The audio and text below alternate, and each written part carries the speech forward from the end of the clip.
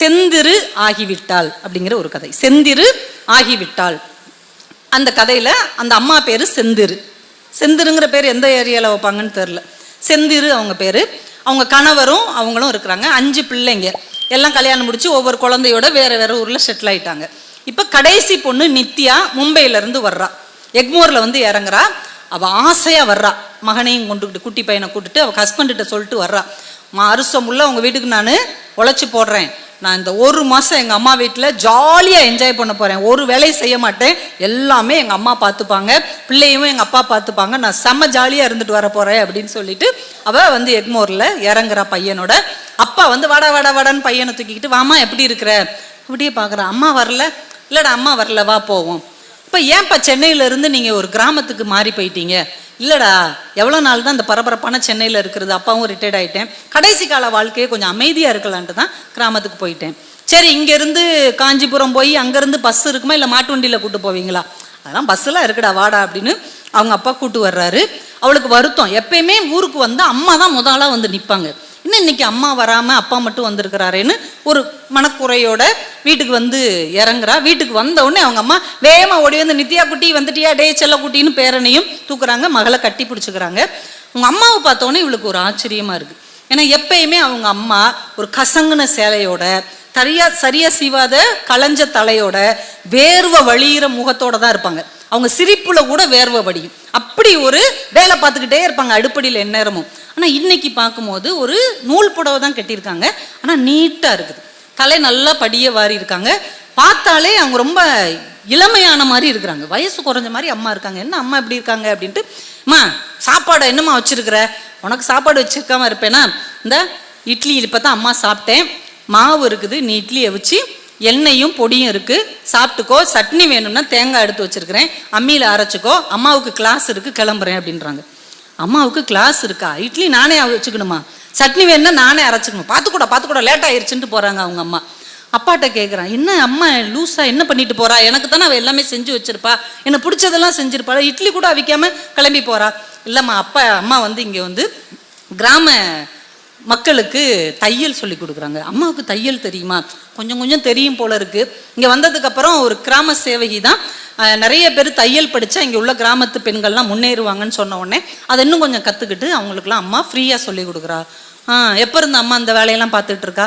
இந்த கிராமத்துக்கு வந்ததுலேருந்தே பார்த்துட்டு இருக்கிறா. வயசானவங்க இருந்தாங்கன்னா அவங்க ஆஸ்பத்திரிக்கு கூட்டு போகிறது, ஏதாவது லோன் வேணும்னா அதுக்கு சப்போர்ட் பண்ணுறது, முதியோர் கல்வி இதெல்லாம் பண்ணிக்கிட்டு இருக்கா. எதுக்கு அம்மாவுக்கு இந்த வேண்டாத வேலை? ஏமா அப்படி சொல்கிற? உங்களையெல்லாம் அம்மா செட்டில் பண்ணிட்டா, இப்போ அவளுக்கான உலகத்தில் வாழ்கிறா. என்ன அவளுக்கான உலகத்தில் வாழ்கிறா? அப்பா சிரிச்சுட்டே சொல்கிறார், இப்போ தான் அவங்க அம்மா செந்திரு ஆகிவிட்டாள். செந்திரு ஆகிவிட்டாள் என்னம்மா சொல்கிற? இவ்வளோ நாளும் உங்களுக்கெல்லாம் அம்மாவாக இருந்தா, இப்போ தான் அவளாக மாறி இருக்கிறா, உடனே அப்படிம்பாரு. சரி ரைட்டு அப்படின்னு சொல்லி அவள் வீட்டில் போய் அவளை இட்லியை வச்சு சாப்பிட்டுட்டு மத்தியானமாக தான் அம்மா என்ன செய்கிறான்னு பார்ப்போன்னு உட்காந்துருப்பா. மத்தியானம் ஒரு லேடி அவங்க அம்மா கூப்பிட்டு வருவாங்க. கிட்டத்தட்ட அவங்க வயசில் இருப்பாங்க.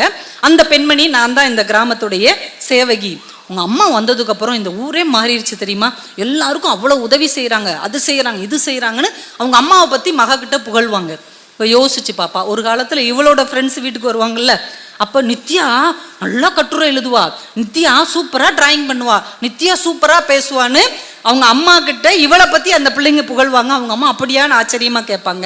ஆனால் இப்போ அம்மாவை பற்றி ஒருத்தவங்க வந்து புகழ்கிறத கேட்க இவளுக்கு எரிச்சலாகவும் இருக்கும், ஆச்சரியமாகவும் இருக்கும். சரிங்க இருக்கட்டும், நீங்கள் எத்தனை பிள்ளைங்கம்மா? நீ ஒருத்தி தானா? இல்லை எனக்கு 2 அண்ணன் 2 அக்கா இருக்குது, எல்லாம் கல்யாணமாகி வேற ஊரில் இருக்காங்க. அப்படியா? உங்கள் அம்மா வந்ததுலேருந்து இந்த ஊரே நல்லா இருக்குமா, நீ நல்லா இரு அப்படின்ட்டு அந்த அம்மா போயிடும். இவளுக்கு செம்ம டென்ஷன் ஆகிட்டே இருக்கும். சாயந்தரமாவது அம்மா கவனிக்கலான்னா சாயந்தரம் வந்து இவளுக்கு பிடிச்ச எல்லா பலகாரமும் செஞ்சு அவளை சாப்பிட வச்சு ஜடையெல்லாம் போட்டு அவளை மடியில் சாய்ச்சி ரொம்ப கதையாக பேசிகிட்டு இருப்பாங்க. பரவாயில்ல நம்ம அம்மா பழைய ஃபார்முக்கு திரும்பிட்டா அப்படின்னு நினச்சி பேசிக்கிட்டே இருந்துட்டு, நான் தூங்க போகிறேம்மா, சரிடா தூங்க போன்ட்டு அம்மாவும் அப்பாவும் பேசிக்கிட்டே இருப்பாங்க. என்ன பேசுகிறாங்கன்னு கவனிச்சுட்டே இருப்பா. அவங்க அப்பா அவர் படித்த கதைகளை சொல்வார். அன்னைக்கு அங்கே உள்ள ஆண்கள்ட்ட எல்லாம் என்ன பேசினார், அந்த ஊரோட நிலவரத்தை சொல்லுவார். இவங்க தையல் கிளாஸில் என்னெல்லாம் நடந்ததுன்னு பேசுவாங்க. இப்போ என்னமோ பெரிய பிரதமரும் முதல்வரும் பேசிக்கிற மாதிரி இல்லை அம்மா அப்பா பேசிக்கிறாங்க. முன்னாடிலாம் நம்மளை பற்றி தானே பேசுவாங்க, பெரிய ஊர் உலகம் பேசுகிறாங்கன்னு எரிச்சல் பட்டுட்டே பிறண்டு படுத்துட்டு இருப்பா. இவங்க அம்மா டம்ளரில் பால் கொண்டு வந்து இந்தா குடிச்சிட்டு படு, அப்போ தான் உனக்கு தூக்கம் வரணுன்னே. சரி அம்மா அம்மாவாக தான் இருக்காங்கன்னு குடிச்சிட்டு படுத்துருவா.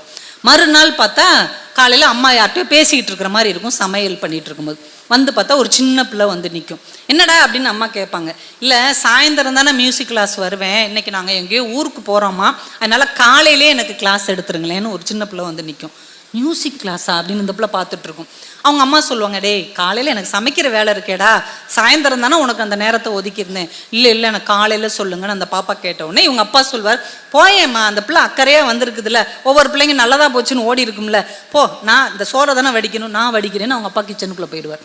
இந்த அம்மா போய் சுருதி பெட்டியோட அந்த பிள்ளைக்கு பாட்டு சொல்லி கொடுக்கும். இவளுக்கு அதிர்ச்சியாக இருக்கும், என்னப்பா அம்மா என்ன பண்ணுறாங்க, பாட்டு சொல்லி கொடுக்குறா, பக்கத்தில் உள்ள பிள்ளைங்களுக்கு பாட்டு சொல்லி கொடுக்குறா. அம்மாவுக்கு பாட தெரியுமா, நிஜமாவே அம்மாவுக்கு பாட தெரியுமா, அம்மாவுக்கு பாட தெரியுமான்னு எனக்கு இங்கே வந்தம்மா தெரியும். உங்கள் அம்மா சின்ன வயசில் பாட்டெல்லாம் பழகியிருக்கா, ஆனால் நம்ம குடும்பத்துக்கே உழைச்சி அவளுக்கு என்ன தெரியும்னு அவளுக்கே மறந்து போச்சு. இங்கே வந்ததுக்கப்புறம் அவளுக்கு தெரிஞ்ச விஷயங்களை கற்றுக் கொடுக்குறா. நீ என்னப்பா பண்ணுற, நான் சோறு வடிக்கிறேன் அப்படிங்கிறார். இப்போ உனக்குலாம் வெக்கமா இல்லையாப்பா, நீ சோறு வடிக்கிற, அம்மா பாட்டு பாடிட்டு இருக்காங்க, அம்மா தானே இந்த வேலையை செய்யணும். அவர் சிரிச்சுட்டே சொல்றார், ஒரு அடிமை என்னை நேசிப்பதையோ ஒரு அடிமை என் கூட சேர்ந்து வாழ்வதையோ நான் ஒரு நாளும் விரும்பவில்லை. ஒரு தனித்துவமான பெண் என் கூட வாழ்றதை தான் நான் விரும்புகிறேன். இவ்வளோ நாள் அவள் நமக்காக உழைச்சாலம்மா, இந்த சோறை வடிக்கிறதுல நம்ம 5 நிமிஷம் வேலை தானே, இந்த நீ வடி அப்படின்ட்டு போயிடுறாரு. இவளுக்கு ஏன்டா அம்மா வீட்டுக்கு வந்து தொலைஞ்சோன்னு கடுப்பாக இருக்குது. இப்படியே ஒவ்வொரு நாளும் போய்கிட்டே இருக்குது. திடீர்னு முதியோர் கல்விக்குன்னு சொல்லி கொடுக்க ஓடிக்கிட்டு ஆடிக்கிட்டு இந்த அம்மா பரபரப்பாக இருக்கிறாங்க. ஆனால் இவளுக்கு செஞ்சு கொடுக்குறதையும் ஓரளவு செஞ்சு கொடுத்துட்றாங்க, மீதியை நீ செய் அப்படின்னு ஒப்படைக்கிறாங்க. ஒரு நாள் அவங்க அக்கா வீட்டிலேருந்து லெட்ரு வருது. அவங்க அக்கா மங்களூரில் இருக்கிறா. அவளுக்கு 2வது குழந்தை பிறந்திருக்குது. ஏற்கனவே மூத்த பையன் சின்ன பையனாக இருக்கான். இப்போ நான் ரொம்ப சிரமப்படுறேன், அம்மா ஒரு 6 மாதம் இங்கே அனுப்பி வை, அம்மா இருந்தாங்கன்னா கொஞ்சம் உதவியாக இருக்கும்.